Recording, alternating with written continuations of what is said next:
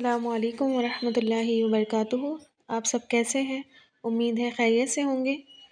انشاءاللہ تعالی آج ہم البقرہ کی آیت نمبر 34، 33، 34 اور 35، 36 کریں گے۔ پیچھے ہم نے پڑھا تھا کہ اللہ تعالیٰ نے فرشتوں سے فرمایا کہ جتنے نام اللہ تعالیٰ نے آدم علیہ السلام کو سکھائے تھے وہ فرشتوں کے سامنے حاضر کیے اور فرشتوں سے فرمایا کہ ان کے نام بتاؤ اگر تم اپنی بات میں سچے ہو۔ تو انہوں نے کہا تھا فرشتوں نے کہ سبحان کا، پاک ہے تو، ہمیں کوئی علم نہیں ہے اس کا سوائے اس کا جو تو نے ہمیں سکھایا، اور بے شک تو ہی بہت زیادہ جاننے والا اور بہت زیادہ حکمت والا ہے۔ اب اس کے آگے دیکھتے ہیں کہ پھر کیا ہوا۔ تو شروع کرتے ہیں۔ الحمدللہ رب العالمین والصلاة والسلام علی سید الانبیاء والمرسلین وعلی آلہ واصحابہ اجمعین، اما بعد، اعوذ باللہ من الشیطان الرجیم، بسم اللہ الرحمن الرحیم، رب اشرح لی صدری ویسر لی امری واحلل عقدۃ من لسانی یفقہوا قولی، اللہم ارنا الحق حقا وارزقنا اتباعہ وارنا الباطل باطلا وارزقنا اجتنابہ یا رب العالمین۔ اللہم انفعنا بما علمتنا، علمنا ما ينفعنا وزدنا علما، آمین یا رب العالمین۔ تو دیکھتے ہیں آیت نمبر 33۔ قال یا آدم انبئہم باسمائہم، اللہ تعالیٰ نے فرمایا کہ اے آدم ان کو خبر دو ان ناموں کی۔ فلما انبأہم باسمائہم، جب انہوں نے خبر دی فرشتوں کو ان ناموں کی، قال الم اقل لکم انی اعلم غیب السماوات والارض، اللہ تعالیٰ نے فرمایا کہ کیا میں نے تم سے نہیں کہا تھا کہ بے شک میں ہی زیادہ جانتا ہوں زمین اور آسمان کے غیب، وَأَعْلَمُ مَا تُبْدُونَ وَمَا كُنْتُمْ تَكْتُمُونَ، اور میں زیادہ جانتا ہوں جو بھی تم ظاہر کرتے ہو اور جو بھی تم چھپاتے ہو۔ تو اب کیا ہوا کہ اللہ تعالیٰ نے آدم علیہ السلام سے فرمایا کہ بتاؤ اب ان کو، فرشتوں کو سارے نام، اور اسی علم کی بنا پر آپ دیکھیں کہ آدم علیہ السلام خلافت کے جانشینی کے اہل ہوئے اور اللہ تعالیٰ نے فرشتوں کو بھی دکھا دیا۔ آپ دیکھیں کہ جس آنر سے آدم علیہ السلام کو بخشا تھا، اللہ تعالیٰ نے فرشتوں میں جو ہے عظمت دی تھی انسان کو، آج ہمیں اس علم کی جو ہے کوئی بھی قدر نہیں ہے نا۔ آج علم بس ڈگریز جمع کرنے کا نام رہ گیا ہے، چاہے ڈگری ہولڈرز کو کچھ آتا ہو یا نہیں آتا ہو، بس پیسہ دے کر یا جیسے تیسے اگزام دے کر بس جلدی جلدی ڈگریاں جمع کر لیں، اور چاہے اس میں سے کچھ آتا ہے۔ کتنے لوگ ہیں ہم میں سے جن کے پاس کمپیوٹر سرٹیفکیٹس ہوتے ہیں اور بہت ساری ڈگریز ہوتی ہیں، لیکن ہمیں آتا کیا ہے؟ اس میں سے کچھ بھی نہیں آتا۔ تو علم جو ہے وہ شعور کا نام ہے، علم حکمتیں آنے کا نام ہے، اور علم کے لیے انسان کو ہمیشہ حریص ہونا چاہیے کہ مجھے اور زیادہ علم مل جائے، اور زیادہ علم مل جائے، اور کبھی یہ نہیں سوچنا چاہیے کہ مجھے علم لے کر کیا ملے گا، کتنے کی نوکری ملے گی، کتنی بڑی جاب لگے گی، کتنا پیسہ ملے گا، کتنی بڑی کمپنی میں جو ہے جاب ملے گی، یا کتنا بڑا میرا بزنس چلے گا۔ بس اس چیز کا نام علم نہیں ہے، انسان کو شعور آنا چاہیے، انسان کو حکمتیں آنی چاہیے، اس چیز کا نام علم ہے۔ تو اللہ نے دکھایا فرشتوں کو کہ آدم علیہ السلام خلافت کے اہل ہیں، اور ایک بات اور کہ علم سکھا کر اللہ تعالیٰ نے آدم علیہ السلام کا بھی پھر دیکھیں ٹیسٹ کتنے اچھے سے لیا نا اللہ تعالیٰ نے کہ علم آ جائے۔ جیسے ہی آدم علیہ السلام کو سارے نام سکھائے، اللہ تعالیٰ نے کہا کہ اب تم کیا کرو، ان کی خبر دو۔ تو اگر علم آ جائے تو پھر لیسن سنانے میں یا ٹیسٹ سنانے سے انسان کو کیا ہے، گھبرانا نہیں چاہیے، ہے نا۔ آدم علیہ السلام بھی کیا ہوئے تھے، اس ٹیسٹ میں پاس ہو گئے تھے۔ نمبر کی فکر نہیں کرنی چاہیے کہ ہمارے کم آئیں گے یا نہیں آئیں گے، یا ہمارے دوسروں سے تو کم نہیں ہوں گے، ہے نا۔ بس آپ اٹیمپٹ کریں، ٹیسٹ بھی اٹیمپٹ کریں، اپنے لیسن بھی سنائیں۔ تو ہم دیکھیں ایک ایگزامپل آپ کو ملا، اللہ تعالیٰ نے آدم علیہ السلام کا ٹیسٹ لیا، تو آدم علیہ السلام نے کیا کیا پھر کہ فر وہ نام سنا دیے، اور فرشتے کیا ہوئے پھر اس بات کے قائل ہو گئے۔ اور آپ دیکھیں کہ انسان کا کیا بولتا ہے، عمل بولتا ہے نا، صرف زبانی دعوے کرنے سے وہ بات نہیں آتی۔ اور یہ دیکھ کر فرشتے بھی حیران ہو گئے کہ آدم علیہ السلام کے پاس تو اتنا سارا علم ہے۔ تو اللہ تعالیٰ نے فرمایا کہ میں نے تمہیں پہلے ہی نہیں بتا دیا تھا کہ انی اعلم غیب السماوات والارض، کہ آسمانوں اور زمینوں تک کی پوشیدہ چیزوں کا علم مجھے ہے۔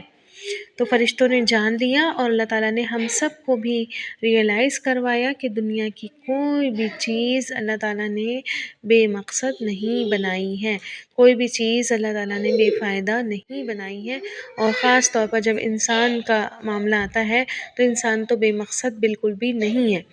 ان سب کے پیچھے اللہ تعالیٰ کی بہت بڑی بڑی حکمتیں ہوتی ہیں۔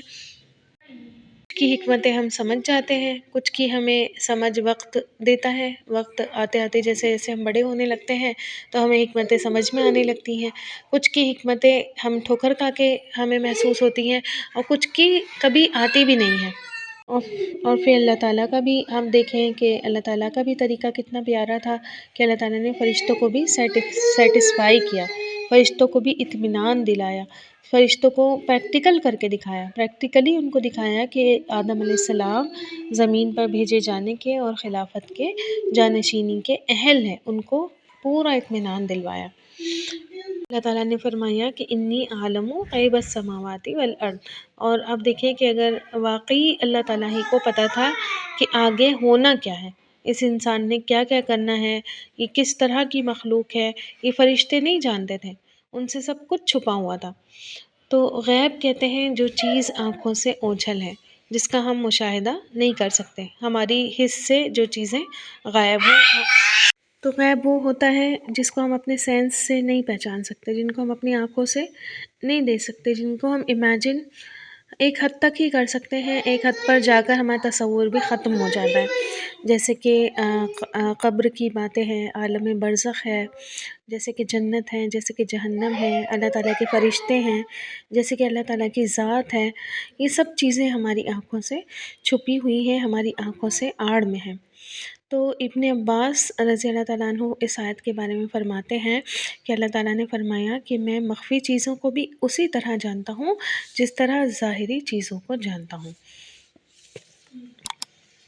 تو آپ دیکھیں اللہ تعالیٰ نے فرمایا کہ عالم ما تبدون وما کنتم تکتمون، اور میں زیادہ جانتا ہوں جو تم ظاہر کرتے ہو اور جو تم چھپاتے ہو۔ تو تکتمون کیا ہے؟ یہ فرشتوں نے اللہ تعالیٰ سے کیا چھپایا تھا؟ جو ظاہر کیا تھا وہ تو آ گیا آیت نمبر 30 میں، لیکن چھپایا کیا تھا؟ تو ایک تو وہی بات تھی کہ انہوں نے آپس میں ڈسکس کیا تھا کہ جو بھی ہے یہ انسان جو ہے ہم سے زیادہ علم والا نہیں ہو سکتا، اور دوسرا ایک بہت بڑی بات تھی کہ انہی کے اندر ابلیس بھی تھا جو اپنی بہت زیادہ عبادتیں کرنے کی وجہ سے فرشتوں کی مجلسوں میں شامل ہو گیا تھا۔ اس نے کیا کیا تھا کہ اس نے اپنے دل میں تکبر چھپائے ہوئے رکھا تھا، اور اسی لیے اس سے اگلی ہی آیت میں اللہ تعالیٰ نے کھرے کھوٹے کی پہچان کر دی۔ حدیثوں میں آتا ہے کہ آدم علیہ السلام کو جب اللہ تعالیٰ نے پیدا فرمایا تھا تو اس نے کہا تھا ابلیس نے کہ یہ کوئی چیز نہیں ہے، اگر اس کو مجھ پر مسلط کر دیا تو میں اس کو برباد کر کے چھوڑوں گا۔ تو جب سے آدم علیہ السلام کی پیدائش ہوئی تھی تبھی سے اس کو جو ہے آدم علیہ السلام سے حسد ہو گیا تھا۔ تو یہ حسد، یہ تکبر اس نے جو ہے اس کے دل میں جو آدم علیہ السلام کے بارے میں پیدا ہوا تھا، اللہ تعالیٰ وہ بھی جانتا تھا، وہ سب اس اللہ تعالیٰ سے چھپا ہوا نہیں تھا، اس لیے اللہ تعالیٰ نے اس کی بھی حقیقت آگے کھولی۔ اور آپ دیکھیں کہ آیت کا یہ حصہ کہ وَعَالَمُ مَا تُبْدُونَ وَمَا كُنْتُمْ تَكْتُمُونَ اتنا زیادہ ڈرا دینے والا ہے کہ جو کچھ ہمارے دل میں چل رہا ہے، ہمارے دماغ میں چل رہا ہوتا ہے، ہمارے ارادے ہوتے ہیں، ہمارے خیال، ہماری نیتیں ہوتی ہیں، جن جن چیزوں کو ہم چھپاتے ہیں وہ ساری جو ہے اللہ تعالیٰ پر ظاہر ہیں۔ ایون جو ہم ظاہر کرتے ہیں، ظاہر کا بھی علم ہے نا اللہ تعالیٰ کو، اللہ تعالیٰ نے کئی جگہ پہ یہاں پہ بھی فرمایا، اور بھی آیتیں آپ کو ملیں گی قرآن مجید میں جہاں پہ اللہ تعالیٰ نے فرمایا کہ وہ ظاہر بھی جانتا ہے۔ تو اللہ تعالیٰ نے کیوں کہا ظاہر؟ تو ہم بھی جانتے ہیں، کوئی انسان ہمارے سامنے کھڑا ہے، باتیں کر رہا ہے، تو ہمیں تو وہ دکھ رہا ہے۔ اصل بات یہ ہوتی ہے کہ انسان ہوتا کچھ ہے اور وہ دکھاتا کچھ ہے، تو ہم ایکچولی ہم کسی کا ظاہر بھی نہیں جانتے۔ تو اللہ تعالیٰ انسان کا ظاہر بھی جانتا ہے، اللہ تعالیٰ باطن بھی جانتا ہے۔ اور کنتم تکتمون ہے نا، چھپاتے رہیں۔ کنتم جب فعل مضارع یعنی کہ پریزنٹ ٹینس کے ساتھ آتا ہے، کانا کی گردان کنتم کے ساتھ آیا ہے، یہ کانا کنتم بن جاتا ہے۔ تو جب یہ پریزنٹ ٹینس کے ساتھ آتا ہے تو اس کا معنی ہے کہ کنٹینیو ہو جاتا ہے کہ تم چھپاتے رہے ہو، تو پیچھے سے بھی، پاسٹ میں بھی جو کچھ تم نے کیا وہ کچھ بھی اس سے چھپا ہوا نہیں ہے، اور جو اب کر رہے ہو وہ کچھ بھی اللہ تعالیٰ سے چھپا ہوا نہیں ہے۔ تو ابلیس جو تھا وہ فرشتوں کے ساتھ رہ رہا تھا، لیکن اس کے تکبر کو، اس کے گھمنڈ کو فرشتے بھی بھانپ نہیں پائے، فرشتے بھی جو ہے اندازہ نہیں لگا پائے کہ اس کے اندر کتنا فساد ہے۔ تو اس کے اندر کا فساد صرف اور صرف اللہ تعالیٰ کو ہی پتہ تھا۔ تو اے فرشتوں، تم یہ سوچتے ہو نا کہ انسان فساد کرے گا اور خون بہائے گا جو ابھی پیدا بھی نہیں ہوا، اور یہ جو تمہاری صفوں کے اندر چھپ کر بیٹھا ہے، دن رات تمہارے ساتھ لگا ہے، یہ ابلیس کتنا فسادی ہے، اس میں کتنا شر ہے، یہ سب تم نہیں جانتے۔ اور آپ دیکھیں کہ انسان بھی تو اسی کے شر کی وجہ سے یہ سب کرے گا نا، خون خرابہ، فساد، تو اس کا شر تو قیامت تک بھی ختم نہیں ہوگا، نہ ہی یہ شیطان، یہ ابلیس کبھی بھی توبہ کرے گا۔ اچھا، بات ہو رہی ہے ابلیس کی، کہ ابلیس نے جو کبر چھپا رکھا تھا وہ بھی اللہ تعالیٰ جانتا ہے۔ تو پھر آنا چاہیے تھا تک تم، اور آیا تک تمون، ایک کے لیے تک تم آتا ہے اور سب کے لیے آتا ہے تک تمون۔ تو یہاں جو ہے پلورل کیوں آیا، جمع کا صیغہ اللہ تعالیٰ نے کیوں استعمال کیا، جبکہ کبر تو ایک کے ہی اندر تھا؟ آپ دیکھیں کبھی کبھی ایسا ہوتا ہے کلاس میں، ہم سارے اسٹوڈنٹس ہوتے ہیں، جس میں سے ایک بچہ بہت زیادہ بدتمیز ہوتا ہے، بہت زیادہ جو ہے خراب ہوتا ہے، تو ٹیچر کیا ہے، سب کو ہی ایک ساتھ بول دیتے ہیں، ہے نا، کہ تم تو سارے کے سارے ایک سے ہی ہو، تم تو سب کے سب نے سبزی منڈی بنا رکھی ہے۔ تو اس وجہ سے جو ہے تھا تو وہ ایک ہی غلط، لیکن کبھی کبھی ایسا ہوتا ہے کہ سب مراد لے لیے جاتے ہیں ایک کی بجائے۔ تو اللہ تعالیٰ نے جو ہے وہ آدم علیہ السلام کا بھی ٹیسٹ لیا، اللہ تعالیٰ نے فرشتوں کو بھی بتا دیا کہ جو کچھ بھی جو ہے تم کرتے ہو، چھپاتے ہو، ظاہر کرتے ہو، وہ سب وہ جانتا ہے، اور فرشتے بھی اچھے طریقے سے جان گئے، فرشتے بھی ریلائز کر چکے کہ آدم علیہ السلام کے پاس بہت زیادہ علم ہے۔ آگے چلتے ہیں آیت نمبر 34 کی طرف۔ اللہ تعالیٰ نے فرمایا، اب بات اصل آتی ہے، کس طرح اللہ تعالیٰ نے دیکھے کہ ابلیس کا کبر سب پر ظاہر کیا۔ کیا فرمایا، وَإِذْ قُلْنَا لِلْمَلَائِكَةِ اسْجُدُوا، اور جب ہم نے کہا فرشتوں سے کہ تم سب سجدہ کرو لِآدم، آدم کے لیے، فسجدوا، تو انہوں نے سب نے سجدہ کیا، مگر ایک ایسا تھا جس نے نہیں کیا، اور وہ تھا الا ابلیس، سوائے ابلیس کے۔ ابا، اس نے سختی سے انکار کر دیا، واستکبرا، اور اس نے تکبر کیا، وکان من الکافرین، اور وہ ہو گیا کفر کرنے والوں میں سے، انکار کرنے والوں میں سے۔ اب علم کے بعد ایک اور آنر جو اللہ تعالیٰ نے انسان کو عطا فرمایا، وہ تھا فرشتوں سے سجدہ۔ اچھا، یہ سجدو میں جو فا لگا ہوا ہے، اس فا سے پتہ چلتا ہے کہ انہوں نے اسی وقت سجدہ کر لیا تھا، فوراً، فا جو ہے فوراً کے لیے، فوراً انہوں نے سجدہ کر لیا۔ تو انہوں نے ایسا نہیں کیا کہ بھائی ہم کیوں کریں، اچھا چلو ابھی ہم سوچیں گے، ہم مشورے کریں گے، یا ہم پہلے کنونس ہو جائیں، ہم دیکھ لیں بھائی کہ حقیقت یہی ہے یا کچھ اور ہے۔ فوراً جو ہے سب نے سجدہ کیا۔ اچھا، یہاں سے مفسرین نے ایک اور بات نکالی ہے، لی آدمہ، لام سے لی، تو آدم کی وجہ سے، تو سجدہ جو ہے انہوں نے مفسرین کہتے ہیں کہ اللہ تعالیٰ کو ہی کیا تھا، لیکن آدم علیہ السلام کی وجہ سے کیا تھا، کہ اللہ تعالیٰ کا شکر ہے اس نے ایک ایسی ایک بافضل مخلوق پیدا کی۔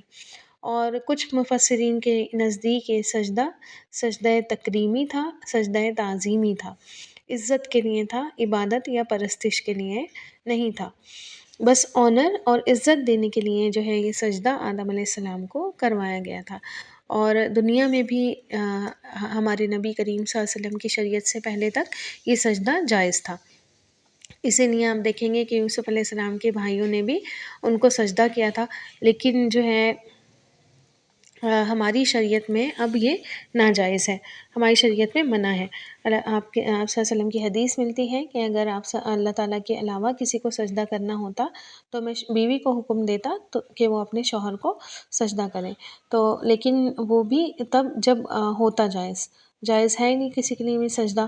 ایون سلام کے لیے بھی انسان سلام کرنے کے لیے جھکتا ہے نا، بہت سارے لوگ جھک کر سلام کرتے ہیں، وہ بھی مکروہ مانا گیا ہے، چاہے انسان پورا جھکے ہے نا، رکوع والا جھکے یا صرف سر بھی جھکا دے تو وہ بھی ناجائز ہے۔ اور آپ دیکھیں کہ کس طرح لوگ جو ہے اپنے پیروں ولیوں کی مزاروں پر جھکے پڑے ہوتے ہیں، ہے نا، کہتے ہیں کہ ہم ان کی تعظیم کر رہے ہیں۔ اور آپ دیکھیں کہ صحابہ اکرام رضی اللہ تعالیٰ عنہم اجمعین نے بھی آپ صلی اللہ علیہ وسلم کو سجدہ کرنا چاہا تھا، کہ ایک صحابی تھے جو باہر سے آئے، انہوں نے دیکھا کہ باہر بادشاہوں کو سجدے کیے جاتے تھے، تو وہ آ کر آپ صلی اللہ علیہ وسلم کو کرنے لگے، تو آپ صلی اللہ علیہ وسلم نے کیا کیا، منع کر دیا کہ نہیں، مجھے سجدہ مت کرو، سجدہ صرف اور صرف اللہ تعالیٰ کے لیے۔ تو آپ دیکھیں کہ اگر ہمیں جانچنا ہے کہ کون کہیں ہم جا رہے ہیں اور وہ گمراہ ہے، اگر ہمیں یہ پرکھنا ہے تو یہ بہت بڑی دلیل ہے، اس کو چیک کریں، اس کو دیکھیں کہ وہ لوگوں کو اپنے سامنے کتنا جھکا رہا ہے، کہ چاہے وہ کتنا بھی متقی ہو، کتنا پرہیزگار، کتنا نیک اور دیندار کوئی پیر کوئی ولی کیوں نہ ہو، اگر وہ اس طرح کی حرکتیں اپنے مریدوں سے کروا رہا ہے تو پھر آپ سمجھ لیں کہ وہ گمراہ ہے۔ تو یہ سجدہ پھر یہاں ہمیں معلوم ہوتا ہے کہ سجدہ، یہ عزت، یہ آنر جو آدم علیہ السلام کو دی گئی، یہ علم کی بنا پر دی گئی۔ اور حدیث میں بھی آتا ہے نا کہ جو طالب علم ہوتا ہے، جو اسٹوڈنٹ ہوتا ہے، اس کے لیے بھی فرشتے کیا کرتے ہیں، اپنے پر بچھا لیتے ہیں۔ اور یہ بھی کیوں کرتے ہیں، ہے نا، کیوں؟ اب دیکھیں کہ اب سجدہ تو نہیں ہو سکتا نا، ہے نا، فرشتے سجدہ نہیں کر سکتے، تو اسی علم کے آنر میں، اسی تعظیم میں کہ بندہ جو ہے علم حاصل کرنے کے لیے نکلا ہے، اور جو ہے اس وجہ سے فرشتے کیا کرتے ہیں، اپنے پر بچھا لیتے ہیں، اس کے لیے دعائیں کرتے ہیں۔ اور یہ کوئی معمولی بات نہیں ہے، فرشتے آج تک اس عظمت کو پہچانتے ہیں، اور بس ہم غلط ہیں، ہمارے اندر کمی ہے، ہم نے اس عظمت کو کھو دیا، علم کی عظمت ہمارے دلوں سے اب نکل گئی۔ اور جو ہے ان باتوں میں بھی ہمیں نہیں الجھنا چاہیے کہ کس چیز کا سجدہ تھا، عبادت کا تھا یا تعظیم کا تھا، کس کا تھا، بس ہم یہ دیکھیں کہ اللہ تعالیٰ نے حکم دیا تھا، اور جو ہے فرشتوں نے فوراً سے بنا چوں چرا کرے اس پر عمل کر دیا، ٹھیک ہے۔ سب سے بڑھ کر یہ بات، یہ آیت ہمیں سمجھاتی ہے کہ فرشتوں نے کوئی جو ہے ایکسکیوز پیش نہیں کیے، کوئی ان کو کراہیت نہیں ہوئی سجدہ کرنے میں، بس ان کو جو اللہ تعالیٰ نے فرما دیا اس حکم کو انہوں نے بجا لیا، سمینا و اطعنا، ہم نے سن لیا اور ہم نے اطاعت کر لی۔ تو اب یہ جو ابلیس تھا، یہ کون تھا، اس کا نام آیا ہے یہاں پر، تو یہ جو ہے جنوں کا سردار تھا، ان کا باپ تھا، جیسے آدم علیہ السلام ہمارے باپ ہے، اسی طرح یہ ابلیس جو ہے جنوں کا باپ تھا۔ اس نے جو ہے سجدے سے انکار کیا، جس کی صراحت جو ہے سورۃ الاعراف میں بھی آتی ہے، اللہ تعالیٰ نے فرمایا وَمَا مَنَعَكَ أَلَّا تَسْجُدَ إِذْ أَمَرْتُكَ، تجھے کس چیز نے سجدہ کرنے سے منع کیا جبکہ میں نے تجھے یہ حکم دیا تھا، تو گویا اس حکم میں یہ بھی شامل تھا۔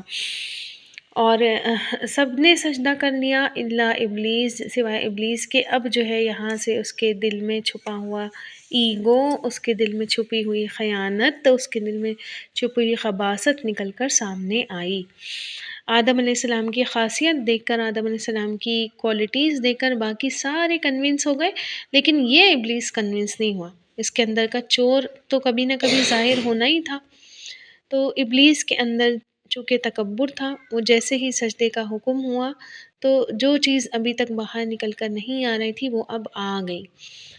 تو اللہ تعالیٰ اس طریقے کے ٹرائلز زندگی میں ضرور لاتا ہے، ہمیں بھی چیک کرتا ہے نا، اللہ تعالیٰ ٹھوک بچا کر دیکھتا ہے کہ دعوے تو بہت ہیں لیکن اصل کیا ہو تم اندر سے۔ تو یہ آزمائشوں کے وقت ہی پتہ چلتا ہے کہ ہم اصل میں اندر سے ہیں کیا۔ بہت عرصے سے یہ فرشتوں کے ساتھ رہ رہا تھا، ان کے ساتھ عبادتیں کر رہا تھا، مل کر جو ہے ان کے ساتھ ان کے ہی اسٹیٹس کا ہو چکا تھا، لیکن اللہ تعالیٰ جانتا ہے نا اچھے سے کہ اندر کس کے کیا چھپا ہے، کوئی بن کے چاہے کتنا ہی دکھاتا رہے۔ تو اس سے پتہ چلتا ہے کہ بعض لوگوں کو دلیلیں دے دو، سارے پروف دے دو، کتنا بھی قائل کر دو، قرآن اور حدیثیں لا کر دکھا دو، قسمیں کھا لو، جن کے اندر برائی ہوتی ہے، جن کے اندر تکبر ہوتا ہے، جن کے اندر اپنا گھمنڈ ہوتا ہے، وہ لوگ جو ہے کبھی بھی نہیں مانتے۔ تو اس کا مطلب یہ نہیں ہوتا کہ حق بات میں کوئی کمی ہوتی ہے، لیکن آپ دیکھیں کہ فرشتوں نے تو ساروں نے ہی مان لیا، اسی نے نہیں مانا، تو حق غلط نہیں ہوتا، کمی جو ہے انسان کے اپنے اندر ہوتی ہے، انسان خود کو بڑا سمجھنے لگتا ہے کہ بھائی میں کیوں جھکوں، میں کیسے جھک جاؤں؟ میں نے اگر کہہ دیا کہ میں قائل ہو گئی تب تو میری بڑی بے عزتی ہو جائے گی، ہے نا؟ تو کچھ نہ کچھ انسان کے کہاں ہوتا ہے، اندر ہی ہوتا ہے، اسی لیے جو ہے اس کو سمجھ میں نہیں آتی، آپ پھر جتنا مرضی اس کو سمجھاتے رہے۔ تو یہ جن کے اندر شیطانی اس طرح کی صفات ہوتی ہیں وہ کبھی نہیں مانتے۔ اور ابلیس نے انکار کر دیا، اور یہ کوئی عام انکار نہیں تھا، ابا، شدت کے ساتھ جو ہے انکار کرنے کو کہتے ہیں۔ ویسے انکار کے لیے منع بھی آتا ہے، انکار کے لیے کفارہ بھی آتا ہے، لیکن ابا جو ہے وہ شدت کے ساتھ، سختی کے ساتھ، ہرگز نہیں کروں گا میں، ہرگز ہرگز آدم علیہ السلام کو سجدہ نہیں کروں گا۔ تو اس نے کہا کہ میں تو کبھی یہ نہیں کر سکتا، اور صرف انکار نہیں کیا اور بھی کچھ کیا، استکبرا، بڑا بننے کی طلب کی۔ تو کسی بھی مصدر میں، جیسے اس کا مصدر کاف با را کبر ہے، اس میں الف سین اور تا لگا کر جو ہے طلب کا معنی پیدا، جیسے آپ نے ایاک نعبد و ایاک نستعین پڑھا تھا نا، نستعین ہم مدد طلب کرتے ہیں، مدد چاہتے ہیں، اسی طرح یہ استکبرہ ہے، تو طلب یعنی کہ بڑا تو وہ تھا ہی نہیں، کیسے بڑا ہو جاتا جب اللہ تعالیٰ کی ذات بڑی ہے؟ بالکل بھی نہیں تھا وہ بڑا، لیکن اس نے چاہت کی کہ میں بڑا بن جاؤں، بڑا بننے کی اس کو ہوس تھی، اس کو بڑا بننا وہ چاہتا تھا، اور یہ بات اللہ تعالیٰ کو بالکل بھی پسند نہیں آئی۔ اسی لیے حدیث میں آتا ہے کہ جس کے دل میں رائی کے برابر بھی تکبر ہوگا وہ جنت میں داخل نہیں ہوگا۔ اللہ تعالیٰ کو بڑائی صرف اور صرف کس کی ہونی چاہیے؟ اللہ ہی تعالیٰ کی ہونی چاہیے، کیونکہ وہ حقدار ہے بڑے ہونے کا، اور اس کے علاوہ کسی میں بھی والی چیز نہیں ہونی چاہیے۔ تو اتنا سی بھی جو ہے انسان اپنی بڑائی کا احساس نہ کرے، رائی کے دانے کے برابر بھی، اس پر جو ہے ہمیں ورک کرنے کی ضرورت ہے نا؟ اب اس تکبر کا کیا علاج ہے؟ سب سے پہلے تو دیکھیں کہ تکبر کہتے کس کو ہے؟ حق کو جھٹلانا اور دوسروں کو حقیر سمجھنا۔ تو ابلیس نے کیا کیا؟ حق کو بھی جھٹلایا۔ اللہ تعالیٰ نے کہا سب سے کہ اللہ تعالیٰ کا حکم، ہر حکم کیا ہے؟ حق ہے۔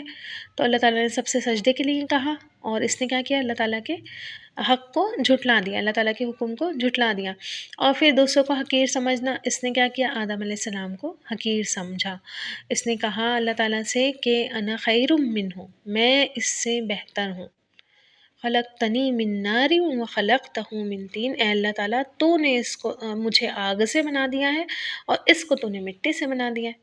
تو اس نے کیا کیا؟ اپنے آپ کو بڑا بنانا چاہا، بڑے بننے کی اس نے طلب کی، اور یہ بات اللہ تعالیٰ کو پسند نہیں ہے۔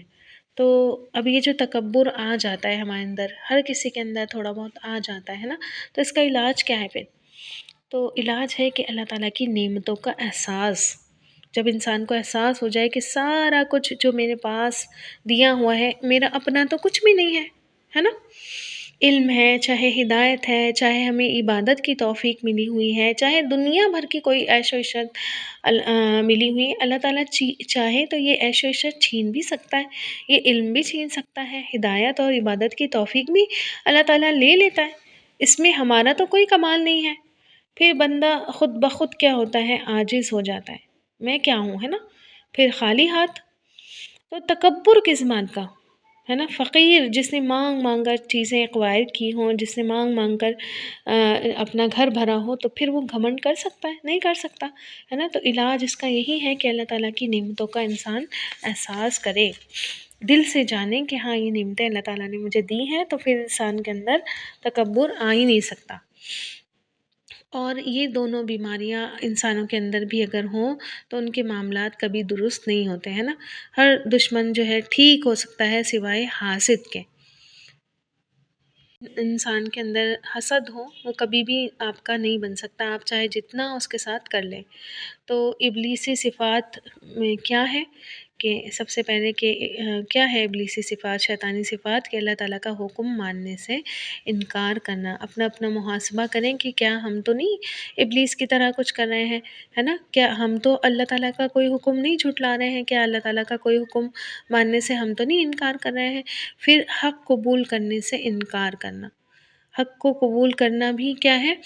ایک مسلمان ایک مومن ہونے کی پہچان ہے کہ مومن اور ایک مسلمان فوراً سے حق قبول کر لیتا ہے، اللہ تعالیٰ کا فرما بردار انسان فوراً اس کے بعد جب کوئی حق بات کی جاتی ہے اس کو فوراً ایکسیپٹ کر لیتا ہے۔ تو کیا ہم ایسے تو نہیں کرتے کہ حق قبول کرنے سے انکار کرتے ہیں؟ پھر اب اللہ تعالیٰ کی خلقت پر اپنی بڑائی ظاہر کرنا، یہ بھی ابلیس کی صفت ہے کہ اللہ تعالیٰ کی کسی بھی مخلوق کو اپنے سے کمتر سمجھنا اور اب اپنے آپ کو بڑا ظاہر کرنا کہ ہم بڑے ہیں، ہے نا؟ پھر کفر کرنا، کافر بن جانا، ہے نا؟ من الکافرین آیا تو کافر بھی کفر کرنا بھی کیا ہے؟ ابلیس کی صفت ہے۔ اور تکبر اور حسد، اپنے آپ کا محاسبہ کریں۔ اللہ تعالیٰ ہمیں ان شیطانی صفات سے محفوظ رکھیں، اگر کسی کے دل میں ہو تو اللہ تعالیٰ ان کے دلوں کو ان صفات سے پاک کر دیں۔ تو پھر ابلیس کا انجام جو ہوا وہ بتاتا ہے کہ اگر حق کو قبول نہ کرنے کی وجہ سے اگر تکبر ہو جائے تو پھر اس میں انسان بھی کیا ہے، اس کی بھی بڑی ہلاکت ہے اور اللہ تعالیٰ کی ناراضگی کا ایک بہت بڑا ریزن ہے۔ پھر اللہ تعالیٰ نے فرمایا وَكَانَ مِنَ الْكَافِرِينَ کہ وہ کافروں میں سے ہو گیا۔ کیسے ہو گیا کافروں میں سے؟ کافر تو وہ ہوتا ہے جو اللہ تعالیٰ کو مانتا ہی نہیں ہے، اور ابلیس تو اللہ تعالیٰ کو مانتا تھا، اس کی عبادت بھی کرتا تھا، اللہ تعالیٰ نے اس سے بات بھی کی تھی، اس کو اللہ تعالیٰ نے مہلت بھی دی تھی، اس نے جب مہلت کی دعا مانگی تو اللہ تعالیٰ نے اس کی دعا بھی ایکسیپٹ کی تھی، ساری باتیں ہوئی ہیں اس کی اللہ تعالیٰ سے، پھر کیسے وہ کافر ہو گیا؟ اس نے اللہ تعالیٰ کے ایک حکم کا انکار کیا، وہ عملی کافر ہو گیا۔ کسی بھی حکم کو اللہ کے یہ کہنا کہ میں نہیں مانتی، یہ جو ہے یہ کافروں والا عمل ہے۔ یہ الگ بات ہے کہ ہم سے ہوتا نہیں ہے، ہماری طاقت نہیں ہوتی ہے نا، ہم ویک ہو جاتے ہیں کوئی بھی عمل کرنے میں، تو جو ہے یہ الگ بات ہے، لیکن سیدھا سیدھا یہ کہہ دینا کہ ہم نہیں مانتے تو یہ ایک الگ بات ہے۔ تو آپ دیکھیں کہ ابلیس کہاں تھا اور وہ پھر کہاں پہنچ گیا، اتنی عبادت گزار بن کر فرشتوں میں تھا اور پھر وہ کافروں میں شمار ہو گیا۔ قرطبی رحمہ اللہ لکھتے ہیں کہ تفسیر میں ابلیس نے اللہ کی عبادت 80,000 سال تک کی تھی، مگر اس کا اینڈ کیا ہوا ہے نا، اتنا اوپر جا کر وہ اتنی ہی زور سے گرا کہ پھر وہ کبھی سنبھل ہی نہیں سکا۔ اسی لیے انسان کو جو ہے ہمیشہ اپنے ایمان سے ڈرتے رہنا چاہیے، اپنے ایمان کی فکر اس کو ہونی چاہیے کہ ایسا ہمیشہ نہیں ہوتا کہ آج جو حالت ایمان کی ہے ہمیشہ وہی رہے۔ ایمان کیا ہوتا ہے؟ گھٹتا بھی رہتا ہے، ایمان بڑھتا بھی رہتا ہے۔ تو موت سے جو ہے انسان آپ دیکھیں کچھ گھڑی پہلے ہی بہت کچھ کر جاتا ہے۔ آپ صلی اللہ علیہ وسلم نے فرمایا نا کہ انما الاعمال بالخواتیم، اعمال کا دار و مدار انسان کے خاتمے پر ہے کہ اس کا خاتمہ کیسے ہوا، خاتمہ بالخیر ہوا یا خاتمہ بالشر ہوا۔ انسان سالوں عبادت کرتا رہتا ہے اور آخر میں ایسا کچھ کام کر جاتا ہے، بھئی کفریہ کلمہ کہہ دیتا ہے، یا پھر وہ غلط وصیت کر دیتا ہے، یا اپنی وراثت کی تقسیم غلط طریقے سے کر دیتا ہے، اور وہ کیا ہو جاتی ہے، اس کے سارے اعمال ضائع ہو جاتے ہیں۔ تو دنیا کا کوئی بھی کام ہو جب تک اینڈ تک نہ پہنچائے تو پھر کام کیا ہوتا ہے، پورا نہیں ہوتا۔ جیسے آپ دیکھیں کوئی بچہ سارا سال اسکول گیا اور جب ایگزام دینے کا وقت آیا تو وہ ایگزام دینے ہی نہیں گیا، ہے نا، تو کیا ہوا، اس کی پورے سال کی محنت برباد ہو گئی، کچھ بھی نہیں بچا، ہے نا۔ تو عبادت بھی جو ہے، عبادتوں میں بھی جب انسان کی تکبر پیدا ہو جائے تو انسان کیا ہو جاتا ہے، پھر ابلیس بن جاتا ہے اور اس کافروں میں اس کا شمار ہو جاتا ہے۔ جبکہ عبادت کیا ہے، ہم نے وہاں پڑھا تھا نا کہ یا ایھا الناس اعبدوا ربکم، عبادت کرو اپنے رب کی، وہاں ہم نے عبادت کا مفہوم پڑھا تھا کہ عبادت تو عاجزی کا نام ہے، محبت کا نام ہے۔ تو عبادت کر کر کے ایسے نہیں بننا کہ اپنے آپ کو پھر دوسروں سے الگ، کہ عالم عالمہ ہے نا، میں تو معلوم نہیں کیا چیز بن گئی ہوں، اب میں کیوں کہیں جاؤں، لوگ آئیں میرے پاس، مجھے بڑا سمجھیں، میرے نام ہر جگہ لیے جائیں، مجھے بہتر سمجھا جائے، یہ سارے کے سارے کیا ہے، ابلیسی عمل ہے۔ آج ہم چھوٹی سی کوئی تھوڑی بہت کلاسز لینے لگتے ہیں، کچھ تھوڑا بہت سیکھ جاتے ہیں، علم تھوڑا سا بہت آ جاتا ہے، تو جتنے ہمارے گھر میں ہوتے ہیں جن کو کچھ تھوڑا بہت نہیں آتا تو ہم اپنے آپ کو ان سے بہتر سمجھنے لگتے ہیں، ہم سمجھنے لگتے ہیں کہ بھائی ہم جو ہے وہ بہت بڑی چیز ہو گئے اب تو، ہے نا۔ تو یہ سب چیزیں کیا ہیں، یہ ابلیسی عمل ہے، ایسا نہیں ہونا چاہیے۔ اور پھر آپ دیکھیں کہ تکبر کے ساتھ ساتھ انسان کے اندر حسد بھی جنم لیتا ہے، کیونکہ پھر انسان کسی اور کو بڑا نہیں دیکھ سکتا، ہے نا، اور اپنے اسٹیٹس پر کوئی نہیں پہنچے بس، ہے نا، میرے علاوہ کسی کو بھی اتنا آنر نہیں ملے، اگر ملا ہے تو اس سے بھی کیا ہو جائے، چھن جائے، یہ تو حسد ہے۔ تو آپ دیکھیں کہ جو پہلا قتل بھی ہوا تھا وہ حسد کی وجہ سے ہوا تھا. یوسف علیہ السلام کے بھائی بھی تو اسی لیے ان کو کنویں میں ڈال کر آ گئے تھے نا. حسد ہو گیا تھا نا ان کو یوسف علیہ السلام سے کہ بھائی ہمارے باپ تو بالکل سٹیا گئے ہیں، ان کو یوسف علیہ السلام کے علاوہ تو کوئی دکھتا ہی نہیں ہے. تو ان سے بھی حسد کرنے لگے تھے، تو ان کو کنویں میں ڈال. اور ضروری نہیں ہے کہ پیسہ مال دولت ہی وجہ ہو، ہے نا. آدم علیہ السلام کے پاس اس وقت کوئی پیسہ کوئی مال کوئی دولت نہیں تھا. کبھی کبھی عزت کا ملنا بھی جو ہے انسان کو حسد کرواتا ہے نا. ارے بھائی اس کو کیوں اتنا پوچھا جا رہا ہے، اس کو کیوں اتنا پیار کیا جا رہا ہے، اس کو کیوں اتنی اٹینشن مل رہی، کیوں لوگ اس کے آگے پیچھے گھوم رہے ہیں. تو بعض دفعہ مال سے زیادہ جو ہے ان باتوں کی لوگوں کو جیلسی ہوتی ہے. اور بعض دفعہ آپ دیکھیں کہ دین کا کام کرنے والوں تک میں یہ کمی پائی جاتی ہے. اس کی اتنی تعریف کیوں ہو گئی، اس کا اتنا کیوں اسٹیٹس ہے. چھوٹی چھوٹی کرسیوں کے لیے، چھوٹی چھوٹی پوسٹ کے لیے جو ہے ذرا ذرا سی چیزوں کے لیے بھی انسان کو اتنا حسد ہو جاتا ہے. کئی رشتوں میں ایون بہن بھائیوں تک میں یہ بات ہوتی ہے نا، اور اسی سے رشتے کیا ہو جاتے ہیں، تباہ ہو جاتے ہیں. اسی سے جو ہے شیطان بھی تباہ ہوا، اور اسی لیے وہ کیا کرتا ہے، ہمیں بھی اسی چیزوں سے برباد کرتا ہے، اسی حسد اور اسی تکبر سے. تو کبھی کبھی انسان کو جو ہے اپنے علم یا عمل جو ہے یا عبادت پر کبھی بھی انسان کو تکبر نہیں کرنا چاہیے. ہمیشہ انسان کو، ایک مومن کو جھکے رہنا چاہیے، اور کبھی جو ہے جھکنے سے عزت میں کمی نہیں آتی. آپ صلی اللہ علیہ وسلم نے قسم کھا کر یہ بات فرمائی نا کہ اگر جھکنے سے تمہاری عزت کم ہو تو تم مجھ سے لے لو، ہے نا. اور پھر دیکھیں آدم اس نے کتنی بڑی بات کی ابلیس نے کہ میں اس کو کیوں مانوں، میں اس سے بہتر ہوں، میں نہ آگ سے بناؤں، ہے نا، اور مٹی سے یہ بنائے. تو ابلیس نے یہ نہیں سوچا کہ آگ یا مٹی سے کیا فرق پڑتا ہے. آدم علیہ السلام کو تو اللہ تعالیٰ نے اپنے ہاتھ سے بنایا ہے، ان کو اتنا زیادہ علم عطا کیا ہے. فرمایا نا اللہ تعالیٰ نے کہ خلقتہ بیدی، میں نے اس آدم کو اپنے ہاتھ سے بنایا ہے. تو جب یہ رویہ انسان اختیار کرتا ہے تو پھر وہ کیا ہوتا ہے، کافروں میں شمار ہوتا ہے. اللہ تعالیٰ ہم سب کو جو ہے تکبر سے، اللہ تعالیٰ کی نافرمانی سے، حق کو قبول کرنے سے انکار کرنے سے، اپنی بڑائی ظاہر کرنے سے، حسد سے، ہم سب کو ان ابلیسی صفات سے محفوظ رکھے. اللہ تعالیٰ جو بھی علم ہمیں دے اس پر عمل کرنے کی توفیق عطا فرمائے. اللہ تعالیٰ کبھی بھی ہمیں اپنے علم پر گھمنڈ نہ ہو، کبھی بھی ہمیں اپنے علم پر تکبر نہ ہو. آمین یا رب العالمین. وآخر الدعوانا ان الحمد للہ رب العالمین. الحمد للہ رب العالمین. الحمد للہ رب العالمین. الحمد للہ رب العالمین. الحمد للہ